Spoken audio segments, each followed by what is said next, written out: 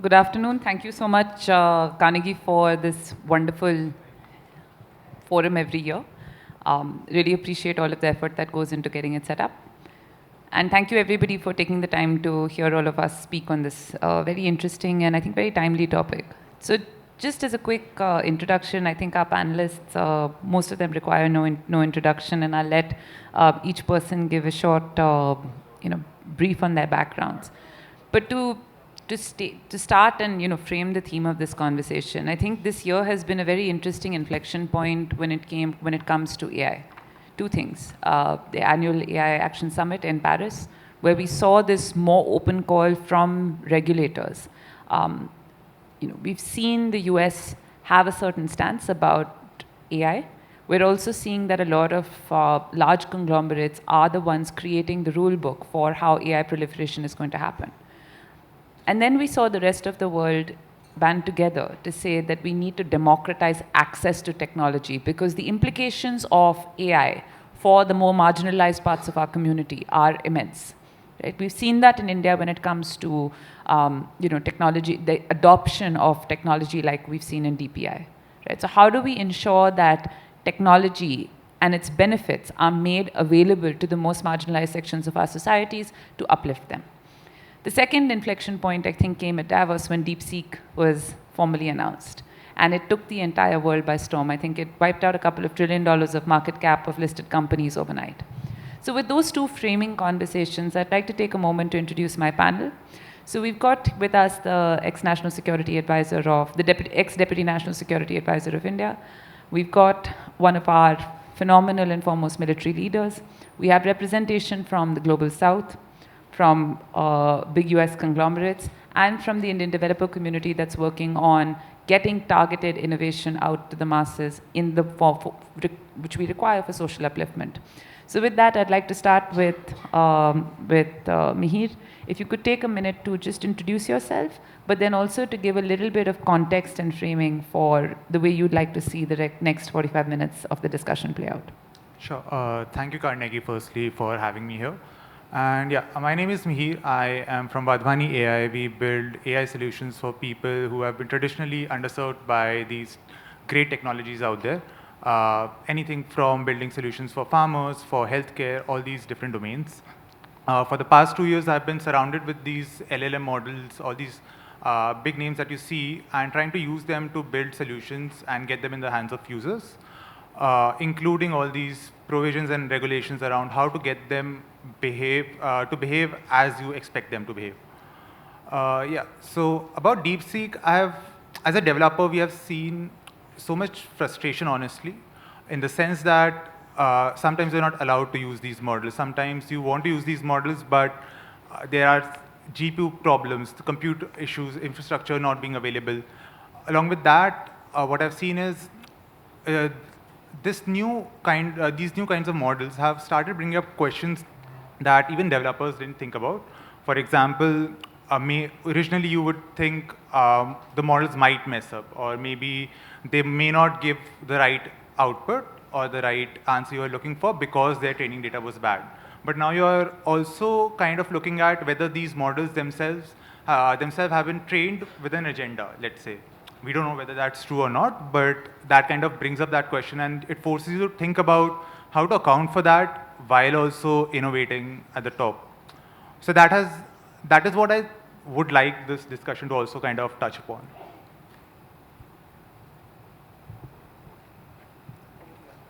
Hello, everyone. Amit Singhi. I'm Director of IBM Research and also CTO of IBM India. I lead a team of really passionate researchers who are working in the areas of AI, quantum, and semiconductors.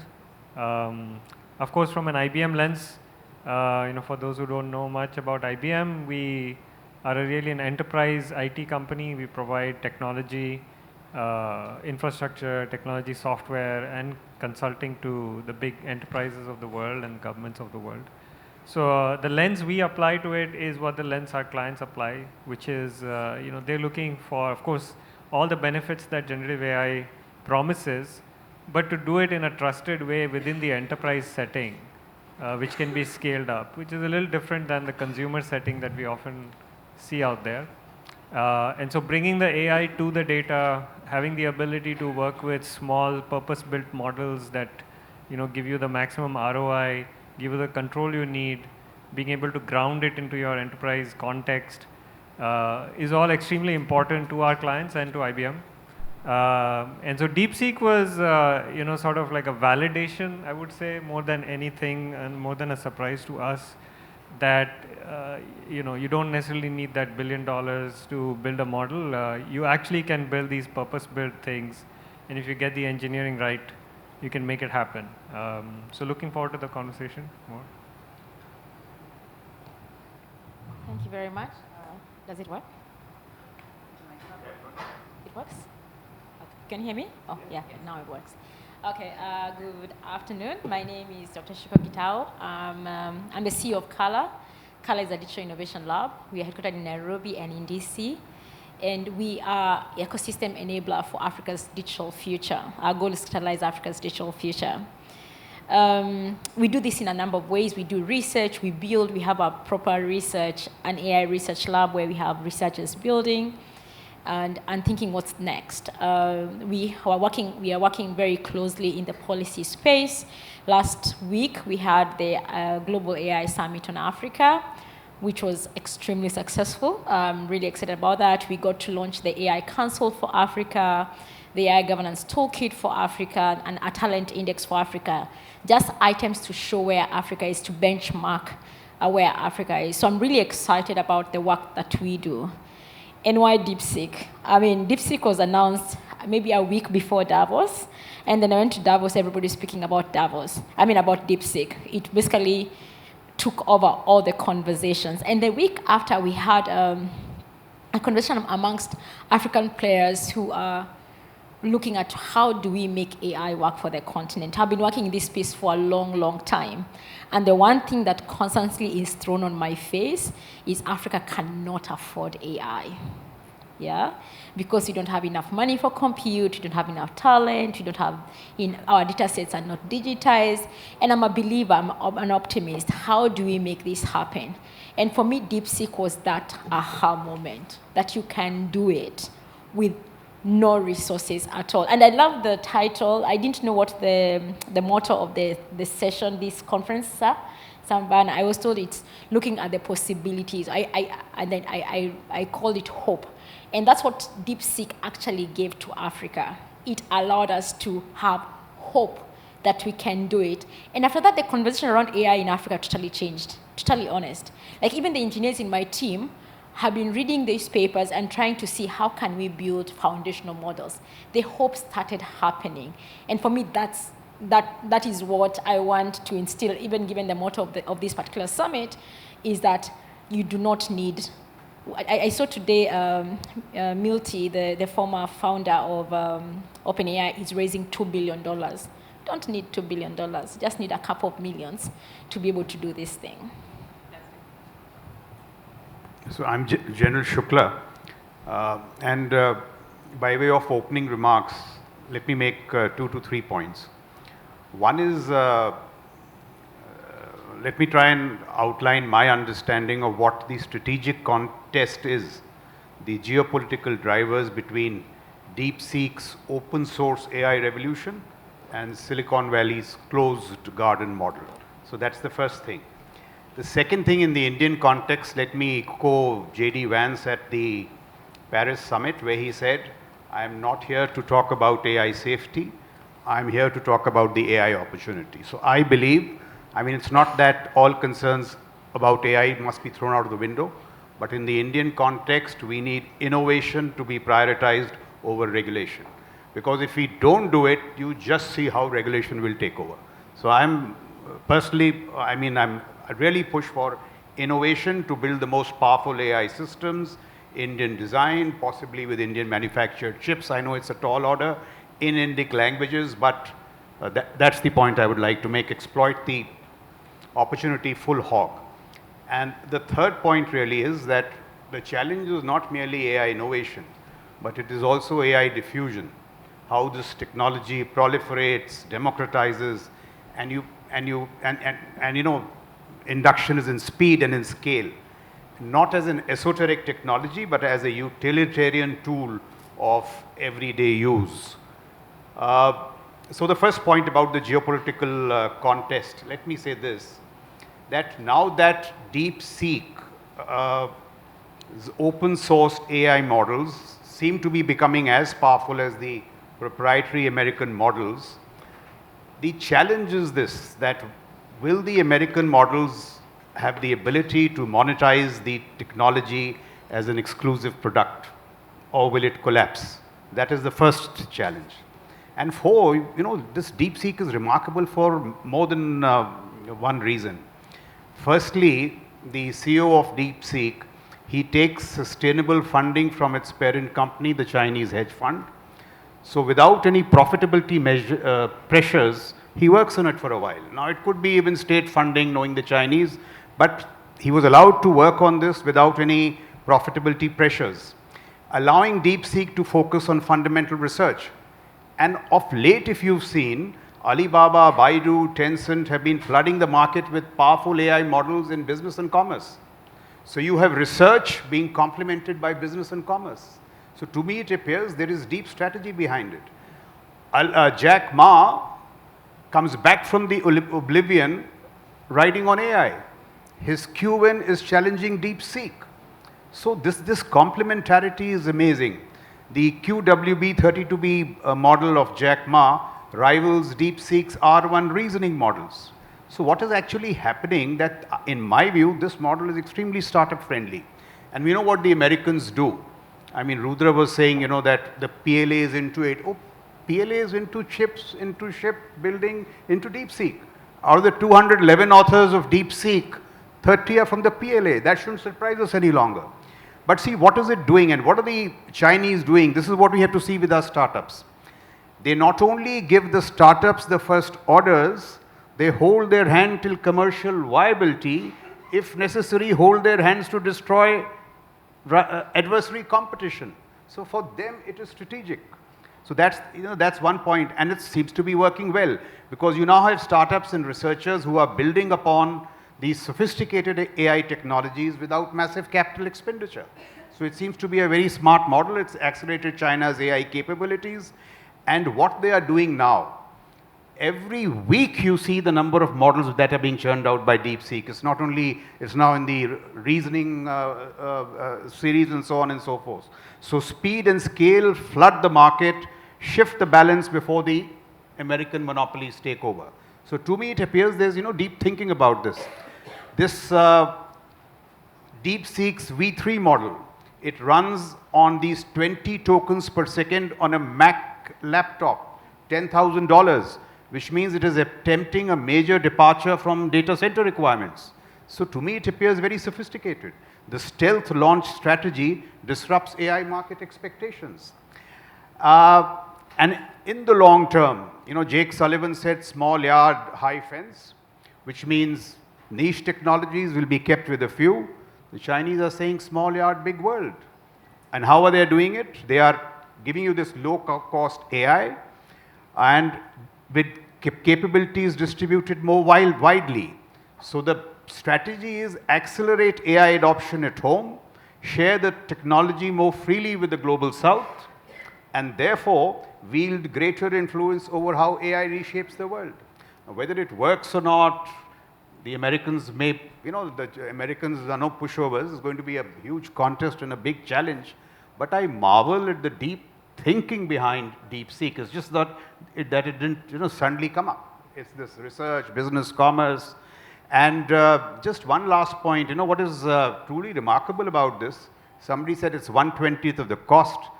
The R1 model, when you compare it with open AI models, O1, it is 5% of cost. And not only on rationed, old-fashioned GPUs, but the talent piece is what should worry us, because that drives algorithmic innovation. And as I said, of the 211 authors, 60% haven't stepped out of China. So the bright and the best and the bright, best and the brightest are at home. They have not American university returnees. And it was Vrinda who forwarded one paper to me. It's not only here. Look at the Fantastic Four, they call them. So the CEO of DeepSeek, CEO of Unitary Robotics, CEO of ByteDance, CEO of DJI, all have been educated in China. Now for us, the challenge is what? I don't know how we'll work on 10,000 GPUs because Elon Musk's Colossus is 1,000,000 GPUs. And he talks of 1,000,000 GPUs so either you push the money, and if it is the talent, I wonder if Anirudh Suri is here, he's written a wonderful paper in Carnegie where he says one of the missing pieces is talent. So we have to either get behind talent or behind the money. That really is the big challenge. If I may make just one last point, about this diffusion. So the true winner of the AI race will be, of course, the ones who innovate well, but also those who diffuse it well, which means the country where government, businesses, and ordinary people use AI at scale every day, what I think the Niti Aayog calls AI for all. But AI for all needs to be infused with AI competitiveness. And it's in AI competitiveness that we lack. And just look at the last point, or just 2 quick points. Look at the brute force of finance. So Amazon, Alphabet, Microsoft, and Meta this year, $300 billion. Alibaba, Baidu, ByteDance, Tencent, $50 billion. So with all what the Chinese do, it may be $100 billion. But they are working on talent and that innovation. Indian AI mission, $1.3 billion. I'm not demeaning it, but we have to step up the game. Otherwise, how is it going to happen? And the last point, action. Pete Hegseth, 3 months back, takes over and says, no more talk. So picks up 2 commands, Euro command, IPACOM, AI enablement of fleets and formations. So LLMs have been given to Microsoft. None of this L1 Jhagada and all that which goes on in our case. AI agents and Dural. And definite combat objectives, enhance lethality, mission readiness in terms of precision strike, OODA loop, and shrinking target engagement cycles. So look at what the world is doing. It's no longer talking. It's action. And here is so in sum, I would say this is once again a great opportunity. We are not very much there. It's a great challenge, but we have to really step up our game in light. We can adopt either model, DeepSeek or the other model, but get cracking. So innovation over regulation, please, because I know my country very well. Thank you, sir. So with that, over to you. Thank you, Vindal. Thank you for inviting me to this very important summit. Now, I must admit that till a few days ago, I had no knowledge about what DeepSeek means. Though I like the word DeepSeek because it's a very Vedantic concept that you seek within and deep. And I think that's what India should be doing. It may not have a DeepSeek model, but this is an opportunity to seek deep and see where we are. Now, one point that I wanted to understand, which I think I have understood, is that how DeepSeek differs from the LLMs is that it does away with the human supervision in terms of validating the models in the post-training phase. Now, many people have said that DeepSeek is $6 million and it is, it's an alternative to LLMs, etc. I think that's wrong. LLMs are still needed. If you don't have an LLM, then how are you going to train it for reasoning, for analytical purposes, etc.? So I think this thing about that LLMs are not necessary or have become less important is probably wrong. And also, I think this 6 million, that very little investment was required, etc., that is also wrong, because that was probably the last bit of the development of DeepSeek, because before that, they had developed what is it called, V3 or something, which is an LLM, which required a huge computing power and which they had developed. It's only the last bit that computers were used for supervising and fine-tuning. That is where I think they made some saving.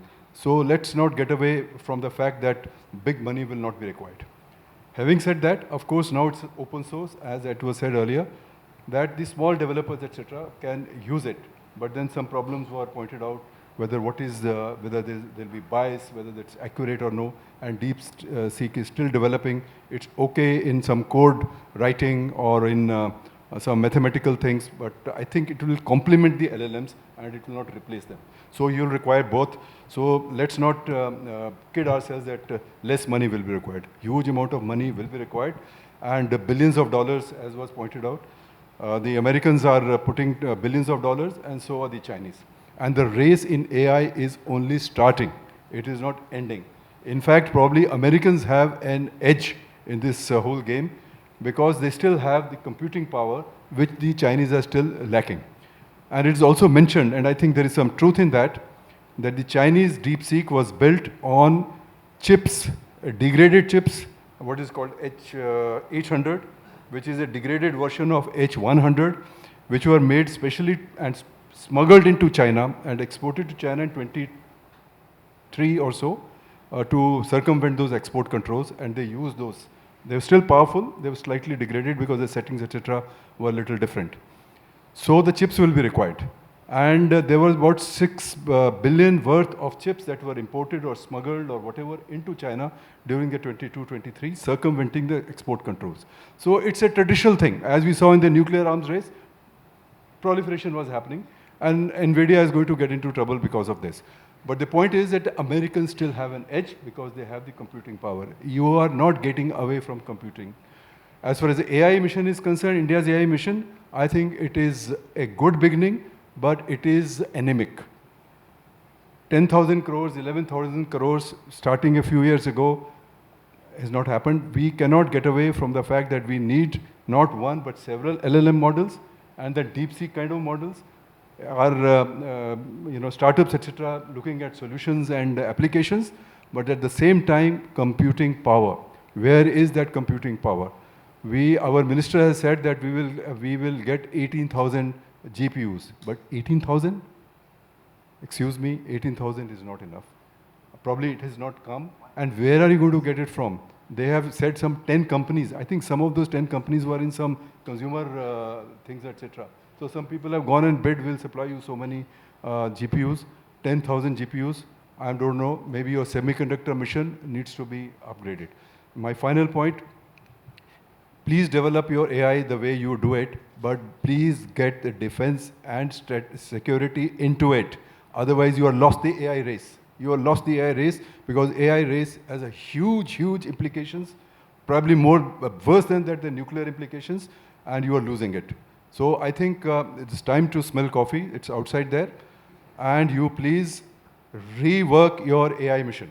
Rework your AI mission, and there can be many things we can probably discuss. Thank you. Thank you, all of our speakers, for really riveting comments. I'd really like to start back with you, Mihir. So you guys have done a lot of work to drive AI for social good, right? Agriculture, healthcare, like we were saying earlier, the most marginalized sections of our society. Now, 3 points I want you to make. One is infrastructure, right? What is it going to take for you guys to unlock the kind of infrastructure barriers that are necessary in order to actually get to the kind of scaled adoption that we need? So that's the first. The second question I have is impact. What do we need to see in terms of impact, right? Does that mean that there is an improvement in farmer livelihood? Does that mean that there is an improvement in patient healthcare cycles? And the third thing I think we need to address, and let's do it all in a quick minute, is the ethical issues. And I think the ethical issue that you raised is the most important. Everything else, patient data, etc., is a secondary issue. But the ethical issue is how do we trust foreign models that could be trained with certain biases in mind? Over to you. Okay, sure. I'll take up the infrastructure point first. So I believe we talk about a lot of upskilling as a topic quite a lot. And that upskilling doesn't only need to happen to the talent that is there in the country, but actually to the users. We don't really see how I would say, the users are not used to these kinds of technologies. You put an AI system in the hands of farmers, they will either not understand the capabilities that well, or they'll think of it as some supercomputer or some godlike thing which can answer anything the farmer can pose. Any other community can follow similarly. So I believe in terms of the infrastructure, why I'm bringing up the upskilling point is that if you don't have the users educated and using the models as they're supposed to, it's really difficult to actually use these models efficiently and make it worth the cost. So even if I take the smallest of compute and put the smallest of the models out there, I won't really make that much value out of it when compared to, let's say, an OpenAI or a Gemini call, which charges me per use. So if I make a single question to that model, I'm just being charged a fraction of cents. So I believe the infrastructure point really needs to look into the part of bringing up use cases and then educating the users to get those use cases become viable. What was the second question? Sorry, I missed. So the second, I think the more important question is trust, right? The ethical issue on biases, inbuilt biases into models. Right. Okay. I think one of the most important roles that now engineers would play, AI engineers, software engineers, everything, is to understand that they are not just developing code, they are not just building something for the objective of following the issue, but also being cognizant of the fact that these biases can exist, and then ensuring that these steps get the time that it requires. As developers, you kind of just get something to be done, and you do it, and you think it's over with. So you want to just quickly get things out there, you're done with the job, and that's about it. But at this point, I feel that is what every developer out there needs to focus on, is you're using models which are going to be relied upon by the users. So it's kind of your job has kind of upgraded to account for these regulations, because in the end, there is no evaluation in these models which are so specific to your use case. So it's up to the developers to actually do something about it. Amit, that takes me to my second question, which is to you. I think you made some very interesting comments in your introduction on DeepSeek being sort of Hail Mary, where you could see efficiency along with performance, right? What importance do these kinds of models play in ensuring a more accessible and transparent AI future? Yeah, that's a great question. It's all interlinked. We're talking a lot about DeepSeek. In the world of AI, actually, Mihir might agree, it's kind of old news now, because after that, a lot of more things have happened, we should take hope from what DeepSeek did, because they did this service of showing if you're rigorous about your engineering, if you are resourceful, you can do something that others haven't done. But then lots more people are continuing to do that. And so that's where the power of open and transparency comes in, because if we over-regulate, what will happen is we will constrain people from being open. But in this highly evolving field where 2 months and 3 months is old news, we need to be able to share a lot more. We need to be able to share our engineering practices. We need to be able to share the data that went in, right? So that's one thing that a lot of model developers don't do. Even if they put their model weights in the open, it won't be easy to go figure out what data actually went into the model. And we need to be able to share how we evaluated the model, what worked, what didn't work. Because only then will there be trust and transparency, and only then will we be able to move and develop AI both with the speed that's needed for benefiting our nation, but also with the understanding of how to use it without making things go wrong.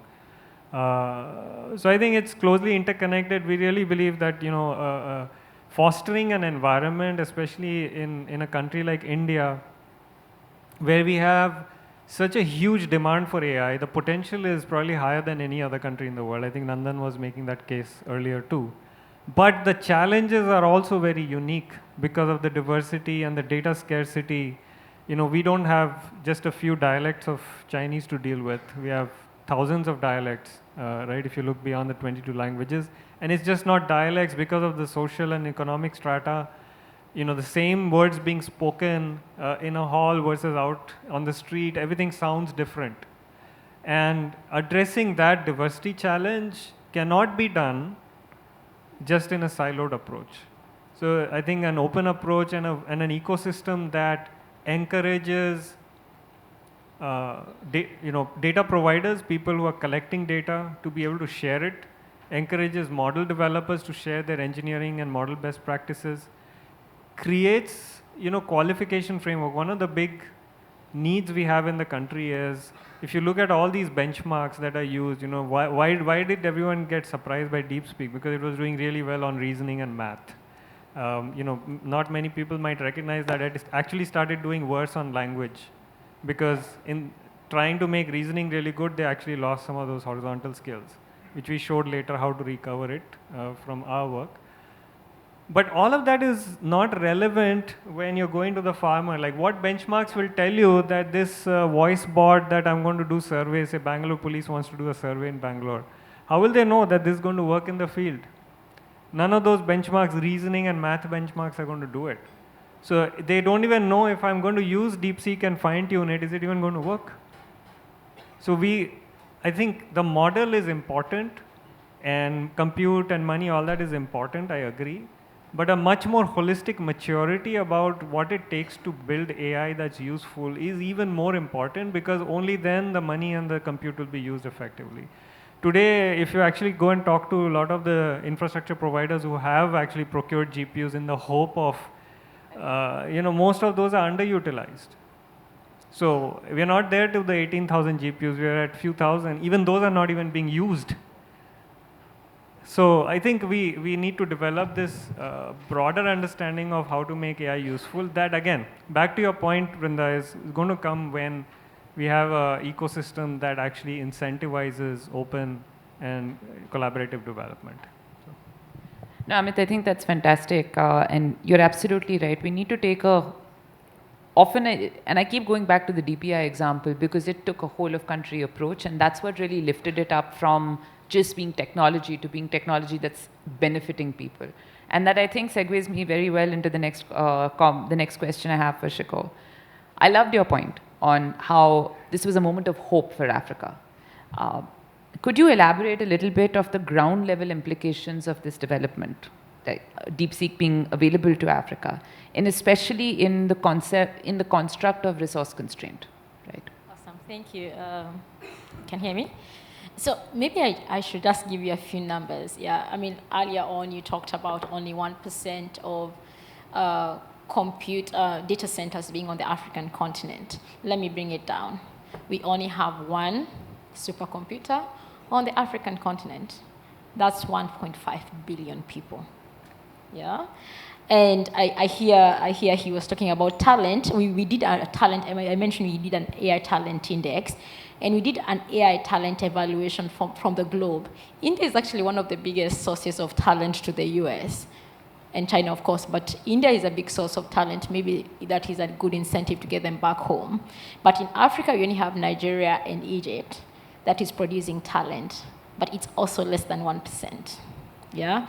So when you're given all these constraints, the one thing we don't have a challenge on is power, because you have lots of green energy. Kenya is more than 90% green energy, so is many of the other countries. So if we had compute, energy would not be a problem.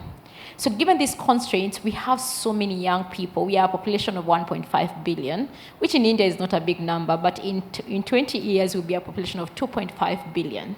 That's a big number, right? We need to start being creative. And having been thrown at that you don't have enough money, are we going to prioritize feeding a child or buying compute is the question I got all the time when I said, let's invest on compute to get onto this AI conversation. What DeepSeek said is just we need to just double down on our talent. Our talent will hack the AI race. And that for me was the eye-opener, as he said, is that if you have people trained to think the right way, they will look at the problem given their constraints. And for me, and when I look at the things that some of our developers are doing, they're doing exactly that.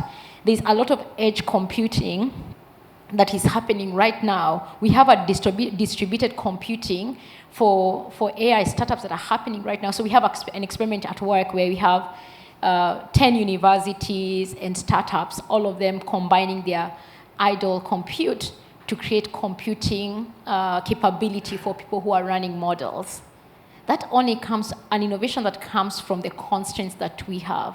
But what DeepSeek gave us is if I can go and hustle NVIDIA to give me a couple of GPUs, I can be able to cluster it in a way that people are able to use it and run it and be able to make a difference. But I want to double down on something that he said. So one of the biggest argument is, in this AI race, should we be running for the most powerful model? And DeepSeek told us no, yeah? Because they're churning out one every 3 days, yeah? There's a new, between Quen and DeepSeek, there's a model every 3 days that is coming out of China, which means that your powerful model means absolutely nothing. It's how powerful you're able to apply that model. And you have seen Google's narrative has stopped being, oh, we have the most powerful model, to we are applying our models to science research, to biological research. And you can start, the conversation is now changing. And that's why I love the theme of the Indian AI Summit to being AI Impact Summit, because now we are putting people to task in terms of like, okay, you have a model. What does it have to do with the price of coffee in Ghana? Can it change it? And that is what I love about what DeepSeek did to us. It disrupted our conversations and our focus to be on the right path towards humanity, as the minister said, to having a human-centered AI, not model-centered AI. Thank you. I think that's fantastic, and I think we've heard that time and again from Prime Minister Modi in his comments in the public forum, that AI needs to be evolved, or we need to think about the human centricity of AI. We need to think, Amit, to your point about how the adoption of AI changes the ground reality of people and how the users are able to actually make the most of this opportunity, right? That's going to drive the entire ecosystem. So, General Shukla, that gets me back to a point. I think what China has done over the last decade, and I think we need to go way back to look at this, maybe 2 decades. Every series of big companies or large, let's call them national champions, that comes out of China, comes out in waves. And it's an ecosystem that's fostered together, right? So you saw this with Huawei, Hikvision, and OmniVision, right? You're seeing this now with Cambridge Technologies, DeepSeek, and others. But what's happening is that there is a huge amount, there's almost like a state-guided framework which is working in advance to create companies up to a certain level of, let's call it a national champion, and then unleashing them at strategically significant points in global competition. What do we need to do in India to create that kind of a vision apparatus? I think what we need to do is just to get common sense back. No, and I'm making a very serious point, because unconsciously we go on creating these, whole procedures and all that other stuff. So I'm making this principal point, say at least in the national security space, MOD, you cannot innovate unless you deregulate. That's the first point. So I'll tell you what. After this controversy started, after Mr. Goel's statement, I forget which, but there was one startup, I saw a tweet in a very niche technology. He said that, when I'm talking of this technologies which is not available in the world, I'm told go to GEM. And on GEM, you have to give the first certificate that this technology is not available anywhere. Now, that process itself takes 6 months. So it is this kind of stuff, and the major issue is this, that we have to realize that the DPP and the processes that we created were created for, a monopsony market. One buyer, one seller, no choices, that kind of stuff. So HAL, no competition. A very cozy stuff, but 6 decades down the line, you will not be able to make the engine. You need competition. So it is this. And this will certainly not work in what are called technology commercial markets. So today, say, some good examples of, say, Ukraine. You fire a drone on Friday, and they have learnt it the hard way, and you find it's missing the target. You want the rocket motor to be redesigned. You do it over the weekend, metaphorically, and with additive printing, you print it Monday, it's back in theater. So innovation, is giving you technological outcomes which are just pipping these procurement cycles. So first and foremost, you need this whole cultural change. Then the second is, I think somebody was mentioning that you have to just first get on with it. You will discover the advantages of it. For example, why do, we all know that World War II was won on the back of steel and aluminium. Today's conflicts will be won on the back of chips and GPUs. But why are the services not saying that we need 60,000 GPUs? I mean, a service chief says, I need so many gun platforms. He doesn't talk of GPUs. He doesn't talk of chips because it is not in our mindset. But were we to see what is happening? So one more example. When Ukraine began, an artillery shoot was taking 30 to 40 minutes. Then as they got AI going, they have now 2 AI engineers per battalion. Today an artillery shoot with these, what they call localized AI killing machines, are taking 5 minutes. The Indian military hasn't seen this happen. So it is not making these calls. So, so we need these cultural changes. One last point. For years we've been talking of revenue capital. Why should the budget not be AI, quantum? The whole mindset has to change. If we do all these kind of things, we will find the necessary talent and all to do it. And this last point, we have to see, in these high-end technologies, every startup is not talented. There are few startups who are. Now they have matured in your IDEX system. Please identify them, handhold them like the Chinese have done, make your old models, take them to commercial viability. यहाँ एक बेचारा startup जिस पहली बार वो succeed हो जाता है उसको हम बोलते नहीं आपको रिपीट ऑर्डर नहीं देंगे. It is all this is so silly. So you have to hold them and to destroy adversary competition. And let me make one last point. I'm writing a book on civil-military fusion. If there is one reason why China has beaten all democracies, including India, it's civil-military fusion. And 70 years we've wasted in civilian control of the military. So we have so many silos today that is very difficult to get them together. So excellent points. And Gupta ji, that gets me to my last question to you. I think this is segued very well. We are in a technological arms race, right? It's as much of a national imperative as the nuclear arms race was.